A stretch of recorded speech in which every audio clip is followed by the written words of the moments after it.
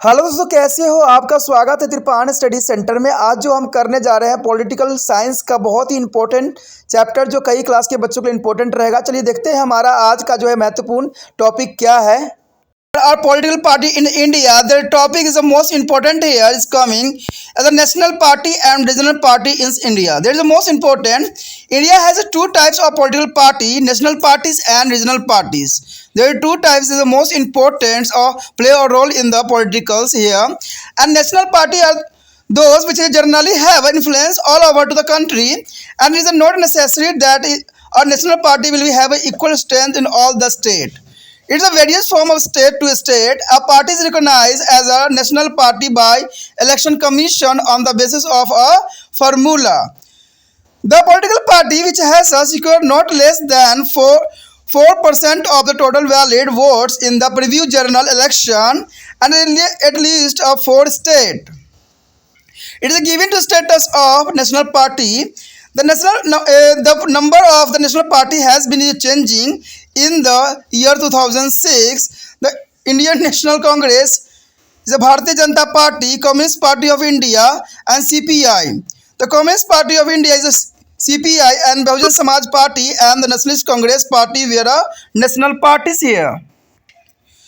However, there is other parties in India which do not enjoy the national influence, and their activity influence are restricted to a particular state or region. Sometimes these parties are formed to the wise demand of the specific region, and these parties are neither big nor short-lived. Sometimes they are proved to be very powerful in their respective region, and this is known as the regional party. The major regional parties are AIADMK and the DMK in Tamil Nadu, and Telugu Desman is Andhra Pradesh, and Akali Dal in Punjab, a National Conference Jammu and Kashmir, and Jharkhand Mukti Morcha and Jharkhand, and Assam is a Gyan Prasad in their Assam is a Nationalist Congress Party, and Shiv Sena is a Maharashtra. About the regional parties you will be read in the following lesson. जैसा कि हम chapter कर रहे हैं यहाँ पर राष्ट्रीय दल का, जो भारत में अपना जो है महत्वपूर्ण स्थान रखता है। कहते हैं राष्ट्रीय दल और क्षेत्रीय दल, ये हमारा अगला पॉइंट है जो कि बहुत काफ़ी इंपॉर्टेंट है। भारत में दो प्रकार के दल होते हैं, एक राष्ट्रीय दल होते हैं और एक क्षेत्रीय दल होता है। राष्ट्रीय दल जो कि इनका जो होता है हर एक राज्य में कुछ हद तक दबदबा रहता है, लेकिन क्षेत्रीय दल का जो है एक कुछ क्षेत्र में ही दबदबा देखने को मिलता है। राष्ट्रीय दल किसी भी क्षेत्र में अपना जो है प्रभुता स्थापित कर सकती है, लेकिन क्षेत्रीय दल सिर्फ एक ही रीजन्स में ही देखने को मिला है। राष्ट्रीय दल वो है जिनके प्राय पूरे देश में प्रभाव होता है। यह आवश्यक नहीं है कि वो राष्ट्रीय दल अभी राज्य में सामान्य रूप से शक्तिशाली ही हों। किसी दल को चुनाव आयोग का निश्चित सूत्र के आधार पर राष्ट्रीय दल की मान्यता प्रदान की जाती है। ऐसा राजनीतिक दल को जिनके पीछे आम चुनावों में डाले गए कुछ अवैध मतों के 6% अधिक मत कम से कम 4 राज्यों में प्राप्त किए हों, उसे जो है राष्ट्रीय दल का दर्जा प्रदान किया जाता है। तो ये बहुत काफ़ी इंपॉर्टेंट आपको लिए है कि 6% अधिक मत और कम से कम 4 राज्यों में प्राप्त हुआ हो, उसी को ही जो है राष्ट्रीय दल की दर्जा प्रदान की जाती है।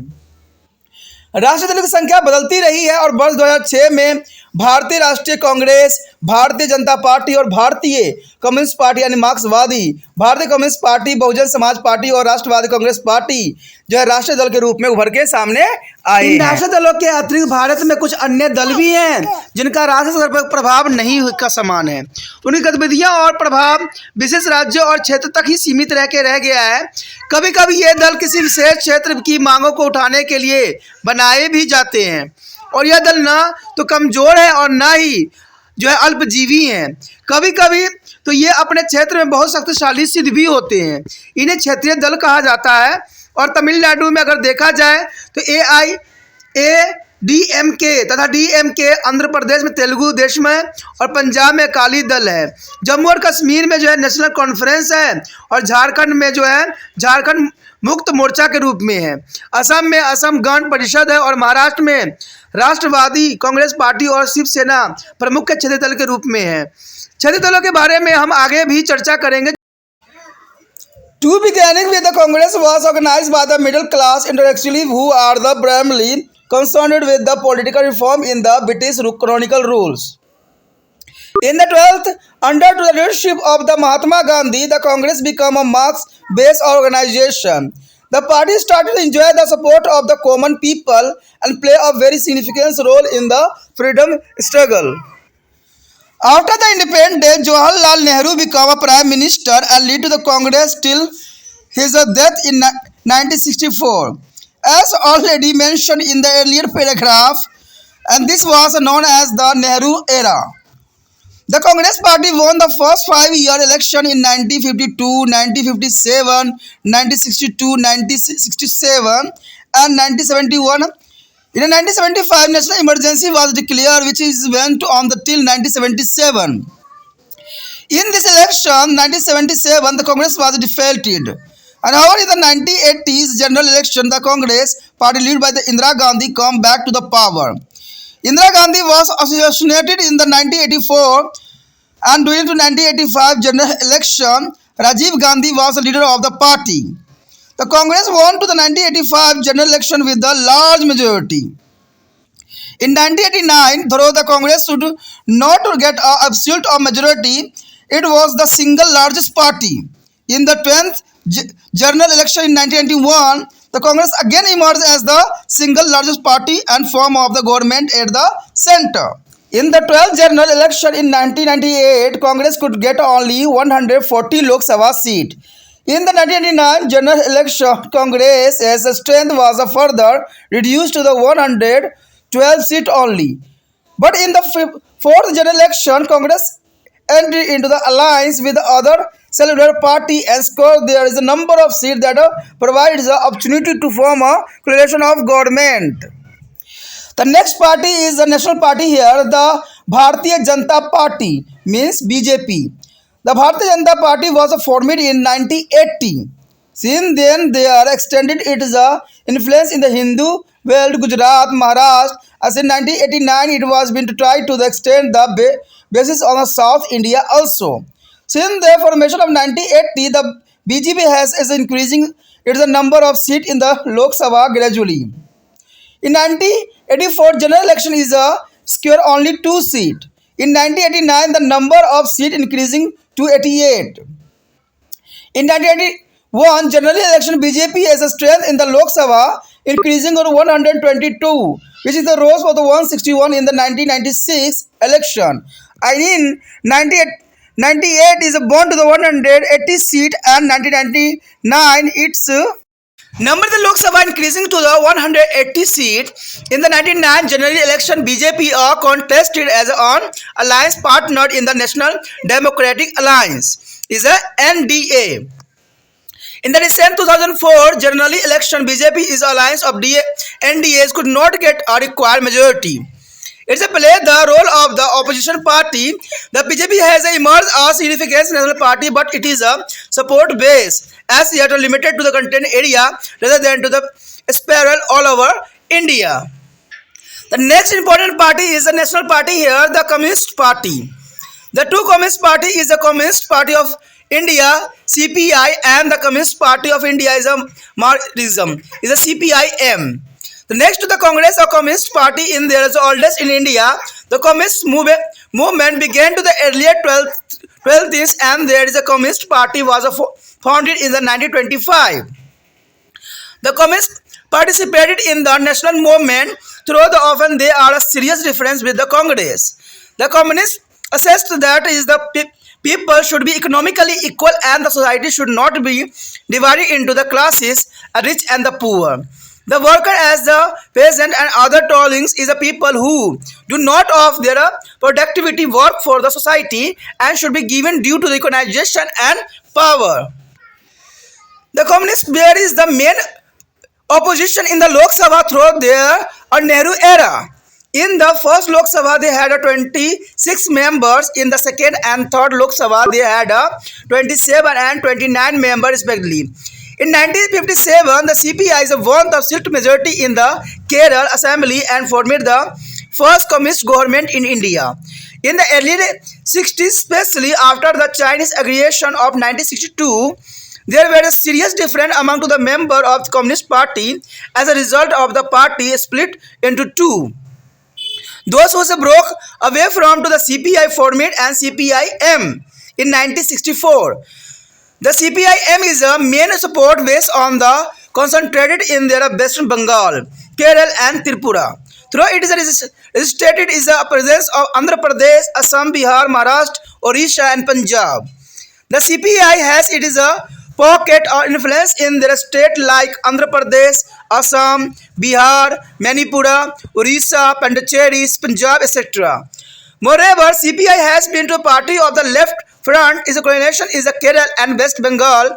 In the Lok Sabha election of 2004, both the CPI and the CPI-M were alliance partner of the Congress. They are supporting the United Progressive Alliance (UPA) is a government at the center from outside. Here arrives the 4 points. The Bahujan Samaj Party means BSP. The BSP acquired the state of National Party in 1996. The BSP is a champion the case of this section which is a belong to the low caste and tribes group and minority. In fact, this is a section of India society, the Bahujan Samaj forming to the majority of the India population. The BSP believe that is the Samaj should be freed from to the populations of upper caste and by forming their own government. BSP's influence lies in states like Madhya Pradesh, Uttar Pradesh, Punjab. In 1995, 1997 and BSP was a partner in the coalition government in Uttar Pradesh. हमारा जो यहाँ पर अत्यंत महत्वपूर्ण आया है point, Bharat में प्रमुख राष्ट्रीय दल, ये कई मायने में इंपॉर्टेंट है एग्जाम व्यू से भी। कहते हैं सबसे पहले हमारे समक्ष आया है भारतीय राष्ट्रीय कांग्रेस। कहते हैं भारतीय राष्ट्रीय कांग्रेस तो आपको पता ही है कि स्वतंत्रता संग्राम से लेकर जो है अब तक बनी हुई है, लेकिन समय समय पर इसका जो विभाजन भी हो गया था, ठीक है, लेकिन फिर भी अपना जो है दबदबा इन्होंने पूरा खोया नहीं है और भारत में जो इनका जो है प्रमुख स्थान बना रखा है। कहते हैं अगर देखा जाए तो भारतीय राष्ट्रीय कांग्रेस का गठन हुआ था 1885 में मुंबई में किया गया था, ठीक है। LVWG बनर्जी भारतीय राष्ट्रीय कांग्रेस के पहले अध्यक्ष बने थे इसके, और आरंभ में कांग्रेस जो है मध्यवर्गीय बुद्धिजीवियों की एक संस्था थी जिसका मुख्य लक्ष्य ब्रिटिश औपनिवेशिक शासन में राजनीतिक सुधार लाना था। यानी उस समय आपको पता ही कि ब्रिटिश का राज था तो ब्रिटिश के लिए दो चार हाथ करना अत्यंत महत्वपूर्ण था, इसलिए ये जो है भारतीय राष्ट्रीय कांग्रेस का उस समय उदय हुआ। 20वीं सदी में दूसरे दशक में महात्मा गांधी के नेतृत्व में कांग्रेस एक विस्तृत जनधार वाली पार्टी बन गई, क्योंकि महात्मा गांधी ने अपने से बहुत ही विशेष योगदान दिया और इस पार्टी को काफी बुलंदी तक पहुंचा दिया। पार्टी को धीरे धीरे जनसाधारण का समर्थन भी मिलने लगा और इस स्वतंत्रता आंदोलन में महत्वपूर्ण भूमिका भी निभाई गई। स्वतंत्रता के पश्चात जवाहरलाल नेहरू ने प्रधानमंत्री बने, यानी स्वतंत्रता के पश्चात जवाहरलाल नेहरू को प्रधानमंत्री बनाया गया और अपने जीवन के अंत तक यानी 1964 तक कांग्रेस को नेतृत्व भी उन्होंने किया। जैसे पहले उल्लेख किया गया है कि इसे नेहरू युग भी कहा जाता है, यानी नेहरू एरा के नाम से भी जाना जाता है। कांग्रेस पार्टी की प्रथम 5 ग्राम चुनाव या 1952, 57, 62, 67 और 71 में लोकसभा में जीत हासिल किया और 1975 में राष्ट्रीय आपातकाल स्थिति की घोषणा भी की गई जो 1977 तक चलाई गई। 1970 के चुनाव में कांग्रेस जो है पराजित हुआ, परंतु 1980 के चुनाव में जो है कांग्रेस इंदिरा गांधी के नेतृत्व में पुण्य सत्ता में लौट आई। इंदिरा गांधी को जो है 1984 में हत्या कर दी गई थी और अगले ही आम चुनाव में कांग्रेस बेहतर बहुमत से जीत भी गई और 1989 के चुनाव में पार्टी को स्पष्ट बहुमत भी प्राप्त नहीं हुआ, परंतु ये सबसे बड़ी पार्टी के रूप में उभरी। यानी इसको बहुमत प्राप्त नहीं हुआ, ये सबसे बड़ी पार्टी बन के उभरी। जब कहते हैं जब इंदिरा गांधी की 1984 में जब हत्या कर दी गई थी तो आम जो है चुनाव में जो है बेहतर जो है प्रदर्शन कांग्रेस ने किया था और 1989 के चुनाव में पार्टी ने जो है स्पष्ट बहुमत प्राप्त नहीं किया बल्कि सबसे बड़ा जो है पार्टी के जो रूप में उभरा और 1991 में 10वें आम चुनाव में कांग्रेस फिर से बड़े दल के रूप में उभरी और केंद्र में अपनी सरकार बना पाई। कहते हैं 1996 में जो है कांग्रेस के आम चुनाव के बाद अपनी सरकार बन सकी और 12वें आम चुनाव के कांग्रेस के केवल 140 सीट ही प्राप्त हुई। 1999 में चुनाव में कांग्रेस की ताकत घटकर सिर्फ 112 सदस्य तक ही पहुंच गई, लेकिन 14वें आम चुनाव में कांग्रेस ने अन्य धर्मनिरपेक्ष दलों के साथ गठबंधन किया और एक संयुक्त सरकार का गठन भी किया गया। हमारा जो अगला पार्टी है वो है भारतीय जनता पार्टी। देखिए भारतीय जनता पार्टी का अपना एक विशेष महत्व है। कहते भारतीय जनता पार्टी का गठन जो हुआ था 1980 में किया गया था और इसके बाद से इसे लगातार अपने प्रभाव क्षेत्र को हिंदी क्षेत्रों एवं गुजरात और महाराष्ट्र में बढ़ाया है। यानी देखा जाए तो कहते हैं जो बीजेपी है वो काफ़ी समृद्ध अभी के समय में हो चुकी है और इन्होंने काफ़ी मेहनत करके आगे बढ़े हैं। कहते हैं अगर कांग्रेस को किसी ने पछाड़ा है तो सिर्फ भारतीय जनता पार्टी नहीं पछाड़ा है, और जिसकी वजह से जो है कांग्रेस का जो है वर्चस्व खत्म भी हुआ है। 1989 के बाद से ही अपना आधार दक्षिण भारत में बढ़ाने का प्रयत्न कर रही है और 1980 में अपने गठन के साथ ही भाजपा धीरे धीरे लोक सेवा में अपनी सीटों की संख्या में वृद्धि कर रही है। और 1984 के आम चुनावों में इसे केवल 2 सीट ही प्राप्त हुई थी और 1989 में सीटों की संख्या बढ़कर 88 हो गई थी। और 1951 के आम चुनाव में भाजपा की लोकसभा में ताकत 122 तक बढ़ गई थी और 1996 के चुनाव में जो है 161 तक पहुंच गई थी। 1998 के चुनाव में इसे जो है 180 सीट जीती और 1989 में जो चुनाव में इसकी सीटों की संख्या बढ़कर 182 तक बढ़ गई, यानी 182 तक संख्या बढ़ना कोई आम बात नहीं थी।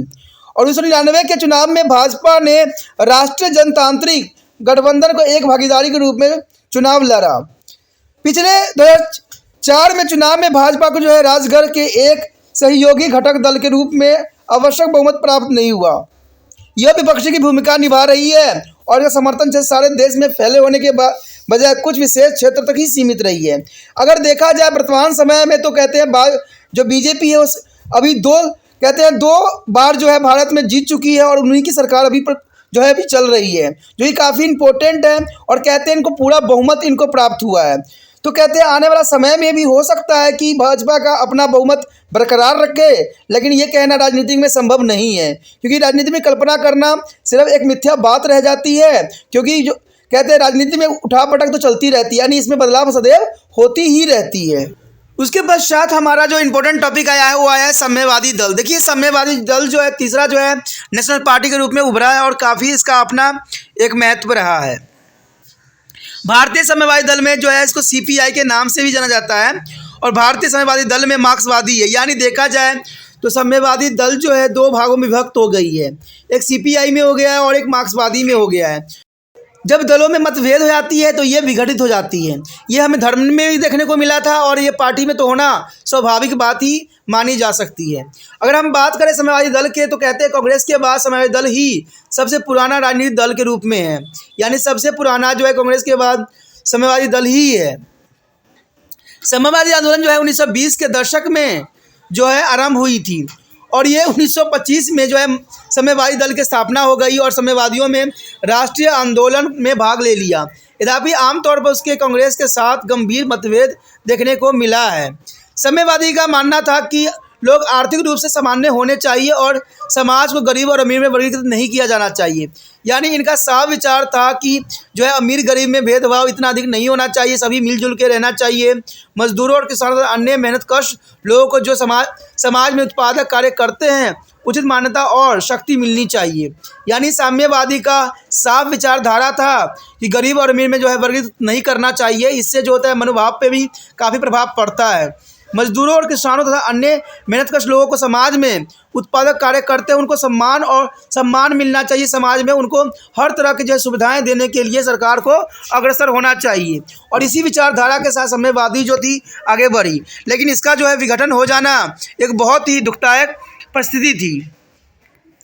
कहा जाता है कि पूरे नेहरू युग में साम्यवादी दल ही मुख्य विपक्षी दल के रूप में था। यानी नेहरू के युग में जो है था विपक्षी दल के रूप में जो था साम्यवादी दल को ही जो है मान्यता मिली हुई थी। प्रथम लोकसभा में उनके जो है 26 सीट सदस्य ही थे। दूसरी और तीसरी लोकसभा में उनके क्रमशः 27 और 29 सदस्य बन गए थे। लेकिन 1957 में जो है सीपीआई ने भारतीय साम्यवादी दल के केरल में पूर्ण बहुमत प्राप्त करके उन्होंने दिखा दिया कि उनके पास भी काफ़ी क्षमता है और उसने भारत के किसी एक राज्य में पहली साम्यवादी सरकार बना पाई थी। यानी इनका पहला सरकार जो था केरल में बनाई, जो कि बहुत काफ़ी महत्वपूर्ण थी और इनके मानसिकता के लिए भी बहुत जरूरी थी। 60 के दशक के आरंभ में विशेष रूप से 1962 में भारत पर चीनी आक्रमण के बाद भारतीय साम्यवादी दल के सदस्यों में गंभीर मतभेद पैदा हुई।